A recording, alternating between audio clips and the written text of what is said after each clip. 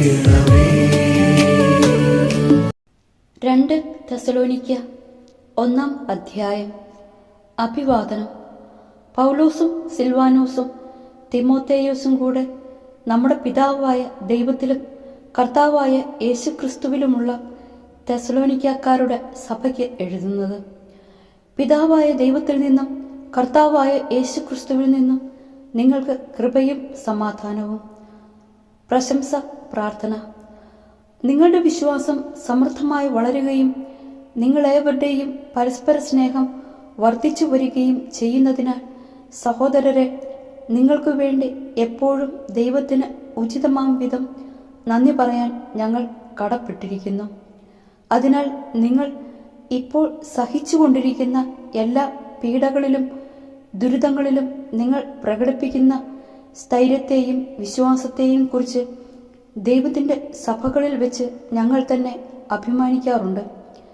ദൈവരാജ്യത്തിനു വേണ്ടിയാണല്ലോ നിങ്ങൾ കഷ്ടപ്പാടുകൾ സഹിക്കുന്നത്. ആ ദൈവരാജ്യത്തിന് നിങ്ങൾ അർഹരാക്കപ്പെടണമെന്ന ദൈവത്തിൻ്റെ നീതിപൂർവകമായ നിശ്ചയത്തിനുള്ള തെളിവാണിവയെല്ലാം. കർത്താവായ യേശു തൻ്റെ ശക്തരായ ദൂതന്മാരോടുകൂടെ അഗ്നിജ്വാലകളുടെ മധ്യേ സ്വർഗത്തിൽ നിന്ന് പ്രത്യക്ഷപ്പെടുമ്പോൾ നിങ്ങളെ പീഡിപ്പിക്കുന്നവരോട് പ്രതികാരം ചെയ്യുക എന്നതും യാതനകൾക്കിരയായ നിങ്ങൾക്ക് ഞങ്ങളോടൊപ്പം സമാശ്വാസം നൽകുക എന്നതും ദൈവത്തിൻ്റെ നീതിയാണ്. അപ്പോൾ അവൻ ദൈവത്തെക്കുറിച്ച് അജ്ഞത പുലർത്തുന്നവർക്കും നമ്മുടെ കർത്താവായ യേശുക്രിസ്തുവിൻ്റെ സുവിശേഷം അനുസരിക്കാത്തവർക്കും എതിരായി പ്രതികാരം ചെയ്യും.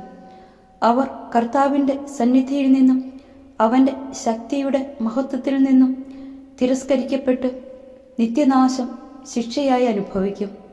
കർത്താവ് തൻ്റെ വിശുദ്ധരിൽ മഹത്വപ്പെടുന്നതിനും ഞങ്ങൾ നിങ്ങൾക്ക് നൽകിയ സാക്ഷ്യം മുഖേന വിശ്വാസികളായവരിലൂടെ കീർത്തിക്കപ്പെടുന്നതിനുമായി ആ ദിവസം അവൻ വരുമ്പോൾ ഇത് സംഭവിക്കും.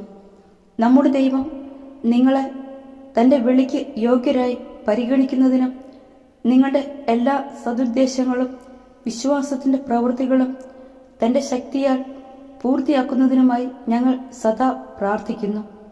അങ്ങനെ നമ്മുടെ ദൈവത്തിൻ്റെയും കർത്താവായ യേശുക്രിസ്തുവിൻ്റെയും കൃപയ്ക്കനുസൃതം അവൻ്റെ നാമം നിങ്ങളിലും നിങ്ങൾ അവനിലും മഹത്വപ്പെടട്ടെ.